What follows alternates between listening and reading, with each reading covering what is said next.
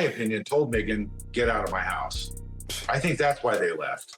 If not, why not? Of the back of her kids' heads she posts on Instagram. Always the back of the head. No tantalizing pictures of the side of the face and all that. Archie Harrison is 6 years old, and here's the part that doesn't sit right, the part nobody wants to say out loud. His own uncle has never met him. Not once. Not at birth, not at a birthday, not even by accident. 6 years of silence. 6 years of distance that doesn't feel accidental anymore. It feels designed. It feels deliberate. And sitting on the other side of that silence is Thomas Markle Jr., a man who shares the same bloodline, the same history, the same childhood home, watching his nephew grow up the same way strangers do. Through headlines, through carefully edited photos, through a story that seems to have erased him completely. And when you look closer, when you really start connecting the dots, that silence starts to look less like distance and more like control. Because the last time Thomas Markle Jr. saw Meghan wasn't during fame, wasn't during the royal chaos, wasn't during the global spotlight. It was 2011, a grandmother's funeral, a quiet moment, a real moment. And then she left. Canada, Suits, the rise, the transformation. And somewhere between that move and the life she was building, the door didn't just close, it locked. No call, no explanation, no invitation back in, just silence. And silence in a story like this is never empty. Silence is strategy. But here's where it starts getting uncomfortable. Because Thomas Markle Jr. didn't just disappear quietly. He stayed on the outside watching and talking for 14 years. 14 years of watching a version of Meghan being presented to the world. A polished version. A controlled version, a version that didn't seem to include the people who were there at the beginning. And that raises a question that gets harder to ignore the longer you sit with it. Why remove the past if there's nothing to hide? What happens if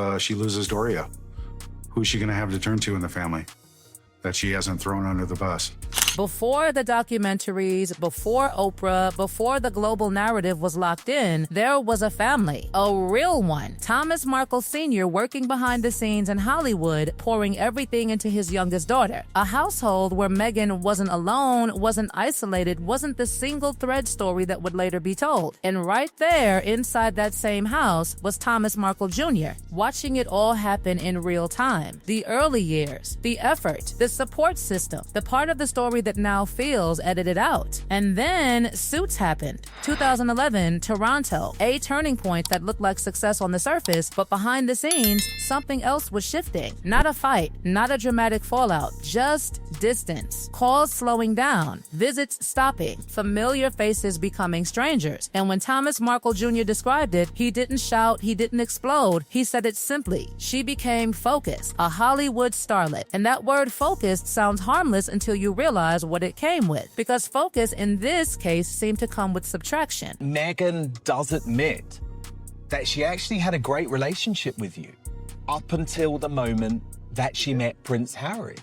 And here's the pattern that starts to emerge. The more visible Meghan became, the less visible her past became. The story that the world was being given was clean, streamlined, almost too perfect. A woman shaped by her own drive, her own strength, her own narrative. But the people who remembered a different version, they didn't disappear. They were still there. Same homes, same memories, just no longer included. Then Harry enters the picture, and everything speeds up. What was once gradual becomes permanent. And 2 weeks before the wedding, Thomas Markle Jr. does something that changes everything. He writes that letter. Public, raw, brutal, calling the marriage a mistake, calling Meghan something the world wasn't ready to hear. And instantly, the focus shifts, not to what he said, but to who he is. Bitter, irrelevant, discredited, and just like that, the message gets buried under the label.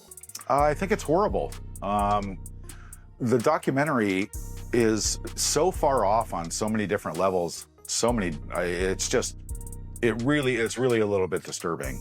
Because that's how narratives protect themselves. You don't fight the accusation, you discredit the source. And here's the uncomfortable truth sitting underneath it all. What if the warning wasn't about the wedding at all? What if it was about a pattern? A pattern of people being part of the story until they weren't. A pattern of relationships existing until they became inconvenient. And once that pattern is established, once you see it clearly, it becomes impossible to unsee. Then comes May 6, 2019, Archie Harrison is born. A global moment. Perfect images, perfect rollout, a controlled narrative from start to finish. And Thomas Markle Jr.? And it just all comes out in the wash. Eventually it comes out. And I'm glad it is, because it's just unfortunate. He finds out like everyone else, through the press, through a headline. And this is where something shifts again, because instead of attacking, instead of escalating, he does something no one expected. He asks, he pleads, publicly, not for attention, but for access, for recognition, for the chance to exist in his nephew's life. And then March 7th, 2021 arrives, and suddenly the story isn't just controlled, it's broadcast globally, locked into millions of minds at once. Meghan Markle sits across from Oprah Winfrey, calm, composed, telling a version of her life that feels carefully assembled, almost too smooth, almost too complete. Over 17 million people in the United States alone hear it in real time. She could have turned that into something like the entire world was actually wanting to expect Meghan to do the right thing. And what they hear sounds simple, almost innocent. A childhood shaped by quiet, by independence, by being essentially alone. But here's where the tension spikes, because while that version is being absorbed by millions, Thomas Markle Jr. is sitting somewhere else entirely, hearing the same words, recognizing what's missing, and quietly adding another mark to a board he's been keeping for years. Not reacting, not exploding, just counting. And that word another starts to echo louder than anything else, because it suggests this isn't a one-off. It's a pattern that's been repeating, stacking, building into something much bigger than a single interview. And when Thomas Markle Jr. finally speaks about it later, the tone isn't outrage, it's something colder, something more unsettling. They shouldn't be used. They're just kids, they're babies. Yeah. So, no, I'll wait. It's a really sad relationship, a really strained one.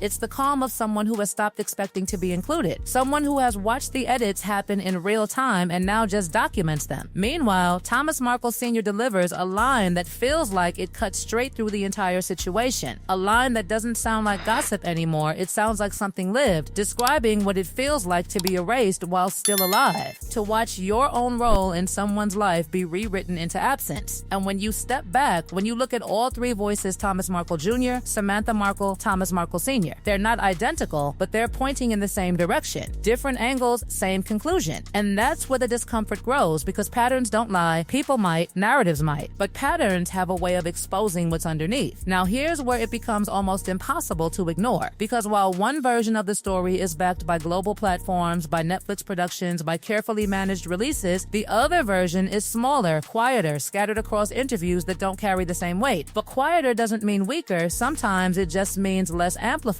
And in that quieter version, Thomas Markle Jr. is still there, still outside, still watching a story unfold that seems to have no space for him. Archie Harrison and Lilibet are growing up inside that dominant version, surrounded by a narrative that feels complete from the inside, but from the outside, looks curated, looks selective, looks like something that required choices about what to include and what to leave out. And then something unexpected happens, something that doesn't fit the image that's been built around Thomas Markle Jr. at all. Inside Australia's Big Brother VIP, away from the immediate pressure of headlines, away from the framing that turned every word into controversy, Thomas Markle Jr. sits down and writes a letter. Not a public attack, not another warning, a handwritten apology. And suddenly, the tone shifts completely. The same man who was labeled bitter is now sounding reflective, almost vulnerable, acknowledging the pain behind what he said before, admitting where it came from, and then doing something that carries more weight than anything else, writing the names Archie and Lily down by hand. Names of children he has never met, never held, never even been in the same room with, yet still claiming them as part of his world in the only way he can. And by the time the Netflix documentary drops, by the time the statement is made that Meghan Markle doesn't have a father, the pattern is no longer subtle. It's fully visible. A past being reshaped, a family being reduced, minimized, or removed entirely. And Thomas Markle Jr., still in the same position, still outside the frame, responds the only way left by speaking into a space that no longer answers back, calling it what it feels like from his side, watching a version of reality that doesn't match his memory play out on the largest platforms in the world. And then the lifestyle show arrives with Love, Meghan, a title that feels warm, inviting, almost comforting, a presentation of family, of connection, of authenticity. But when Thomas Markle Jr. watches it, the reaction isn't anger anymore. It's something closer to disbelief, specific memories pushed against polished storytelling, details that don't line up, a childhood remembered one way by the person who lived it and presented another way to millions watching from the outside. And And that's where the tension peaks, because now there are two versions running at the same time, existing side by side, never directly confronting each other. And through all of it, the timeline doesn't break. 2018, the warning. 2019, the plea. 2020, the apology. 2021, the global narrative shift. 2022 and beyond, the reinforcement of that version across bigger and bigger platforms. Every step following the same logic. Every moment leading to the same outcome. The door never opens.